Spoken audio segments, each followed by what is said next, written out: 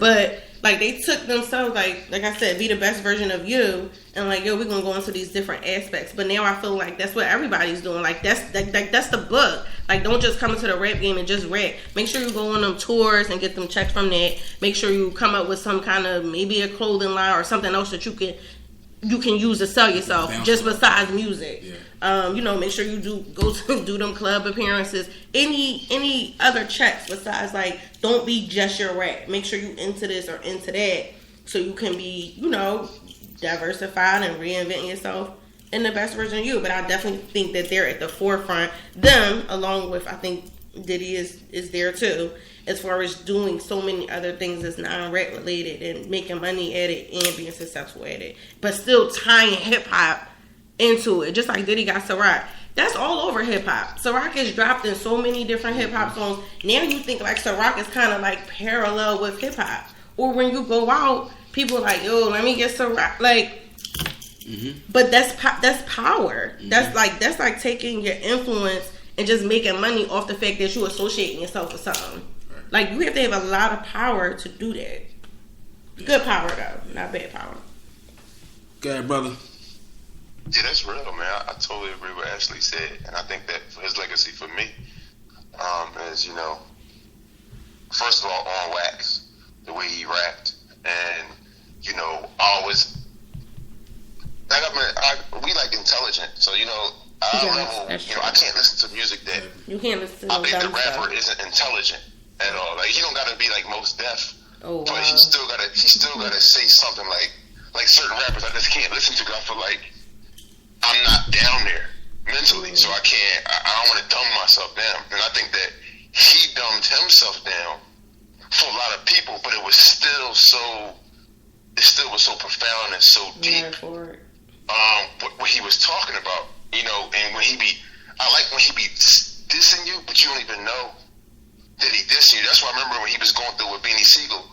Beanie Siegel said, "Y'all don't know he talking about me. He brought it I out. know what he doing. Yeah. Y'all don't. The average man can't pick up on it, but I know what he talking about. And he playing and being tight. He dissing everybody, but he do it in a way that the average person can't pick up on it. And I start picking up on it, like, oh, he is dissing this person. He's dissing this person. He's talking this real passive, but it's extremely aggressive. Yeah. But it's extremely passive also. So you gotta have a certain type of level of intellect to even understand what he's saying. Exactly. But at the same time, he's very I don't know if I want to say humble. He's very relatable. Like when he comes to shows, there's no script. Like he's just there talking to the crowd as if like we just all hanging out. Like I went to one of his shows and he had Timbaland with him, and he like, all right, Tim, we just gonna do this. Like it felt like it was unplugged, but it was like 50,000 people there. Yeah. So it feels very, very intimate. And I think he just tries to, even though we're like, whoa, he's Jay-Z, he's like worth like $1 billion, and he's married to Beyonce. It almost feels as if he's just normal. He like, yo, I think we just gonna do like Big Pimpin', the music drop, everybody start going like crazy. But it feels like when he's there, he's just talking very regular. Like he's just talking to somebody, a friend. Well, me and Armand had this conversation, when I don't know if he brought Beyonce with I don't know. But we were interested. We thought it was like so cool or interesting that he would have people there at his shows that were fans of like Chief Keef, but then he got people there that's fans of Lauryn Hill. True. And you like not many people can book them same people in the same room. It's unbelievable. You know what I'm saying? Right. And it's unbelievable. Their ability to do that is what's going to keep this whole thing going. Yeah. Like if he don't got no album out, but if he say he was coming here today or tomorrow, I would buy a ticket, and I know several other people would. Right. It's just like he just has that, and I think that makes you. I think that pushes your levels of success to reach different classes, whether that's middle class, rich people, and I think he does that well. Whether that's poor people, rich people, middle class, and different races. Like he kind of like you go to his shows and you're like, whoa, like they don't look like me, but they're here too, which means. Like even they're down with some level of like our culture, but they don't relate to our culture and they don't live our life. Right. but they like what we're doing here. They must, because they're here. And they've spent their money. So to be like non-African American and be like a fan, because he's talking about a lot of stuff that if you're not African American, you don't really relate to or know really too much about. Like if he's talking about living in a project or, you know, using drugs and drug paraphernalia, you might not really know, like, you're not from that lifestyle or that culture. Like, you're not really a part of it.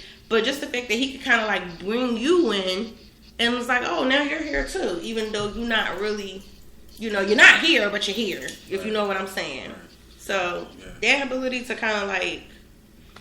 And for me, like, when we finish this off, I kind of, like... I was a critic of him later on, like... I didn't like what he was doing with I didn't like Kingdom Come, and I really didn't like Blueprint 3 and what was that one with Kanye? Watch the Throne? Watch the Throne.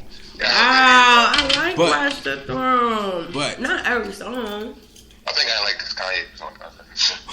Yo, it's crazy. Like, I don't love Kanye. That's a whole nother topic, but I'll just say this. I get it. It's not for me. Like, I'm like... Some people just be like, they don't like a CD. I didn't like Magna Carta either. They be like, yo, Magna Carta was whack. Wow, I like that. Like, yo, it's corny. But it's just not for me. You know what I mean? Like, I got the J that I wanted to hear, and he'll split a couple doses. That's because, like, 100% of us and our type of people, you want that Usher Confessions album over and over and over. Yeah, and you just ain't gonna get it. Right, but you're just not gonna get it. But I'm content with that. I'm cool with that. Like, I support the brother. But I'm just, you know, I'm not going to buy a Magna Carta. You know what I mean? Like, it's just not for me. That's just like if Lorna ever comes out again, I swear people aren't going to do anything but just keep comparing it to the Miseducation. Right. It'll be like, okay, y'all, it's not 1998 anymore. Right. But, you know, yeah, so people that was born, you know, maybe after me, they album might have been, I don't know, American Gangster. You know what I'm saying? Like, Kingdom Come might have been their album. Who knows? Yeah, who knows? It gotta fit you in your life and your situation. Exactly. And what you like. Exactly. And I think his legacy is like somewhere Brandon said earlier. It's like you can't say what it is because I don't know. I think he's special. It's a question mark. Because I think that to me he's not. I don't know. Like when he say there's an invisible force controlling my steps, and he say stuff like that, it's like this is bigger than human stuff. This is some. I think it's spiritual a little bit. What he be talking about, because he's not actually necessarily a better rapper than AZ or not, but the way he transcended, he left all them in the dust. Yeah. For some reason, he is that dude. For some reason, it's like, damn, this dude can't really lose. And he always say, I cannot lose. Yep, I cannot lose. Straight up. Wow. Yeah, man. I mean, good talk, y'all. Been a good, wonderful evening, wonderful night. We got here part 2 where we talk about Kanye. D-Block. I want to talk about how I'm not in love with Kanye, and I feel like everybody's like Yeezus, and I'm like, yo, like, no. I'm in love with Kanye, the producer, not the artist. But I do have one Kanye album that I like, which is the Twisted Dark Fantasy album. Outside of that, I'm just not on like the Kanye bandwagon, and I just don't understand. Yeah, you're right. I'm trying, but it's like I love him as a producer. Like I love when he's like the background person on people's records because I'm always like, oh my god, this is so good. Right. But when he does his own stuff, I think he's just like riding on like this Kanye force that like everybody loves him, and it's like, what is this? Right. I'm baffled, totally, but anyway, I had to throw that in. Totally, yo. I mean, on that note, I don't want to go too far off the topic, but I got a theory, right? I got a theory like it's called a whack album theory, right? So you could put out like, you know, you Sky High, you know, you riding the wave. You allow like 3 whack albums before you're out of here. You're done forever. Kanye, he on that line. Kanye, it's about to be. That's because in his head he's so great that he just probably feels like he thinks he's this super force, and everybody else is just like, I don't like what. I think he's self-conscious though. Like teaching. I don't know a lot about. I think he's self-conscious too.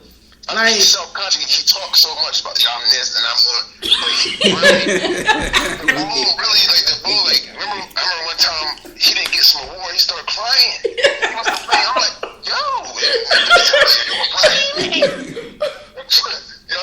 I'm done with him. But I love Kanye when Kanye was very humble and he was like just starting off producing for Rockefeller. I love him then. I feel like he does probably like the best samples, and his music is beautiful when he's like producing, especially rap production. When he goes to like R&B production, I still like him, but when he does like rap production, and a lot of stuff that he did for Jay, and you know, like a lot of the slow, like soulful Beanie, things. Oh my God, all the stuff he do for like Beanie was good, but like all the slow, soulful music that he samples. No, we gotta stop. We gotta stop. Yeah, she loves Dipset too. She loves the whole Dipset. Yo, man. We gonna close this one out, man. But I thank everybody for being on this episode. Omar, you got any closing thoughts, man? Hey, man. Nothing much.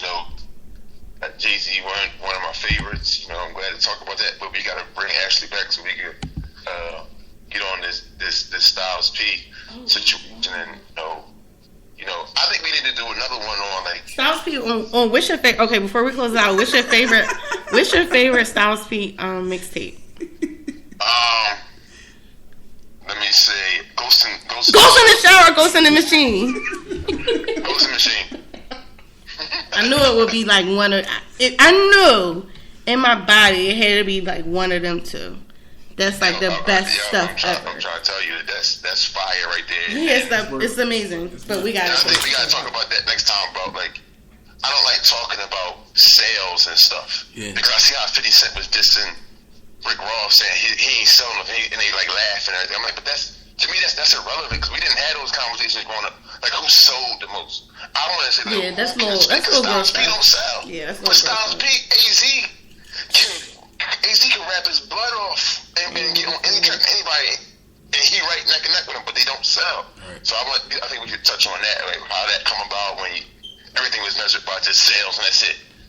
That's a cop out, So, yeah. You know what I mean? But for the next our next episode we're gonna be reviewing the year 1995 in hip hop. We'll do that probably late December. Check for that. And you guys can also, we have live streams on Twitter and Facebook, so you can just check my account, check my link, Pieces of Verb with 2 B's on Twitter.